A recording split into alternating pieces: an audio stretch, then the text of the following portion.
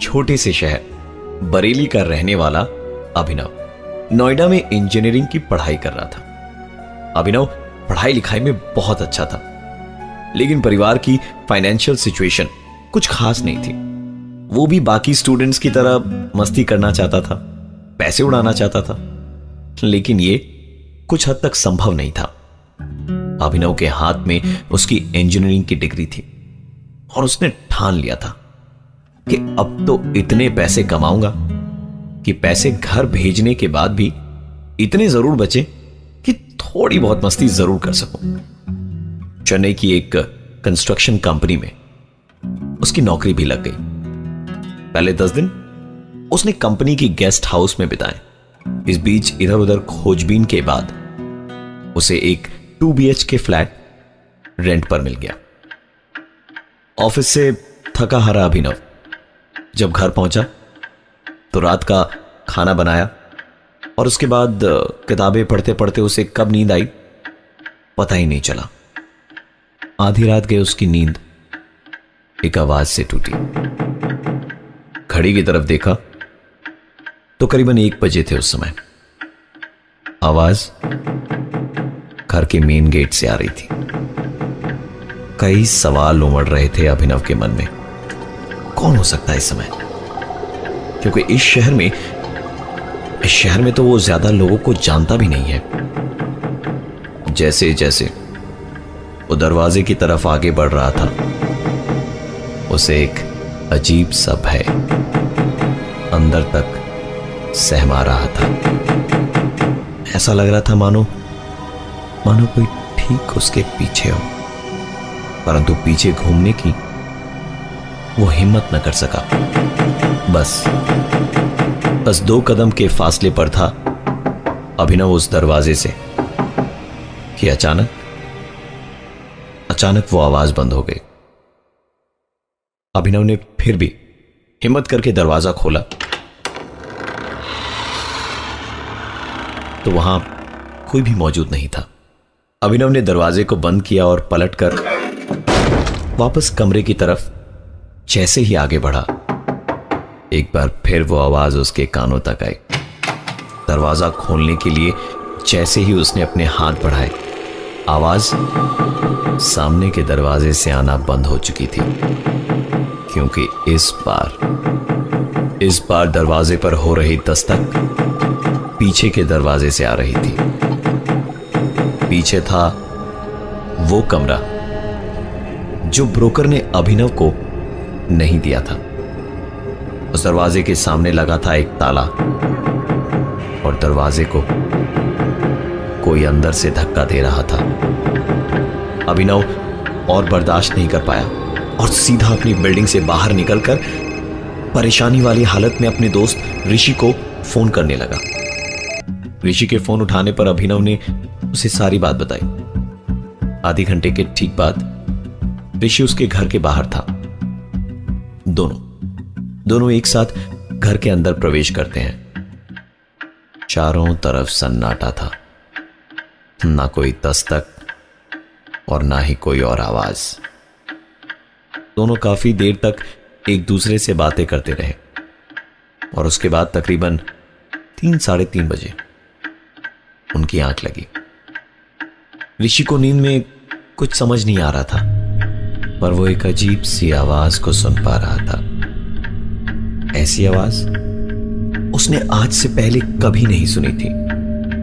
जो आवाज अब तक उसे बड़ी दूर से सुनाई दे रही थी, वो अब धीरे धीरे और भी ज्यादा जोर पकड़ते हुए उसके कानों के पास आ रही थी। ऋषि इन चीजों को और बर्दाश्त नहीं कर पा रहा था। उसने अभिनव को नींद से जगाया और उसे सुनाई दे रही आवाज के बारे में बताया। अभिनव ने कहा यह शायद उसका वहम है। अभिनव को कोई भी आवाज सुनाई नहीं दे रही थी। ऋषि के सर से पसीना तरबतर गिरे जा रहा था, क्योंकि उसे वो आवाज साफ तौर पर सुनाई दे रही थी और वो धीरे धीरे उसे पागलपन की ओर घसीट रही थी। तभी अचानक अभिनव ने कहा कि क्या तुमने किसी के दरवाजे को खटखटाने की आवाज सुनी? ऋषि ने बताया कि उसे दरवाजे को खटखटाने की कोई आवाज नहीं आ रही है, पर इस तरह की आवाज सुनाई दे रही है।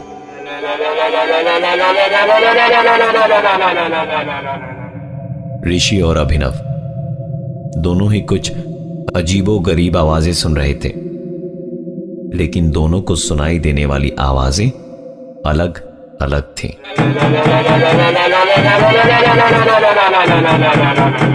दोनों वहां से भागकर ऋषि के घर चले गए। रात बीतने के बाद सुबह ही अभिनव ने ब्रोकर को फोन लगाया और रात वाली बात बताई। ब्रोकर ने कहा, साहब नया शहर है, नए लोग हैं, इसलिए शायद आपको ऐसा लग रहा होगा। अरे 2-3 दिन की बात है, एक बार आप इस माहौल से एडजस्ट हो जाए, फिर देखिए सब ठीक हो जाएगा। पता नहीं क्यों पर अभिनव को ब्रोकर की बातें सही लग रही थी।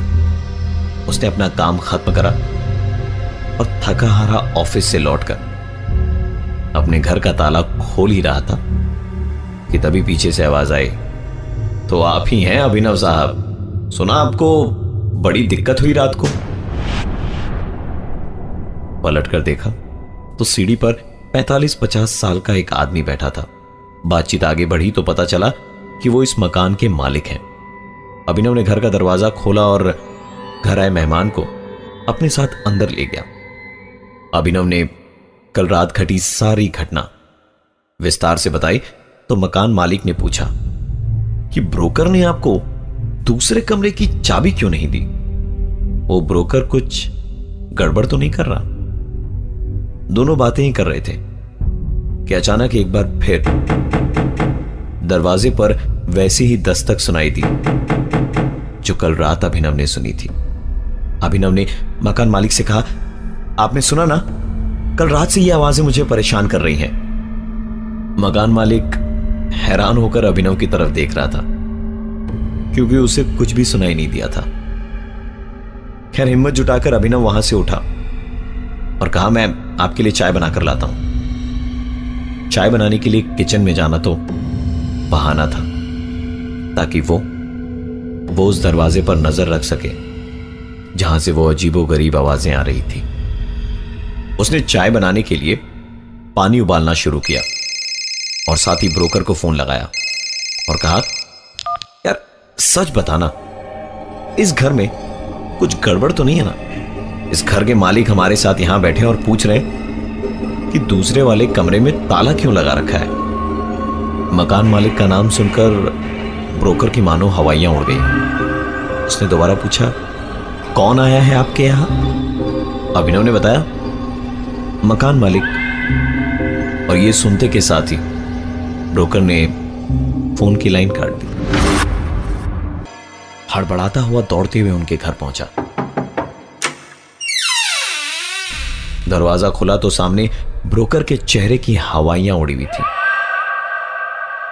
और शरीर पसीने से भरा था। इससे पहले कि अभिनव कुछ कहता, ब्रोकर ने पूछा, मकान मालिक कहां है? अभिनव ने कहा, यहीं मेरे साथ कमरे में बैठे चाय पी रहे। पर आप मुझे ये बताओ कि आपने ये कमरा बंद करके क्यों रखा? इसकी चाबियां कहां हैं? उसने कहा, चाबियां तो मैं आपको दे दूंगा, पर क्या मैं एक बार मकान मालिक से मिल सकता हूं? अभिनव उन्हें अपने साथ कमरे में ले गया। सामने टेबल पर पड़ी थी 2 कप चाय और आधी खाई हुई बिस्किट। अभिनव कमरे में इधर से उधर झांक रहा था क्योंकि जिस मकान मालिक की वो बात कर रहा था वो वहां मौजूद ही नहीं थे।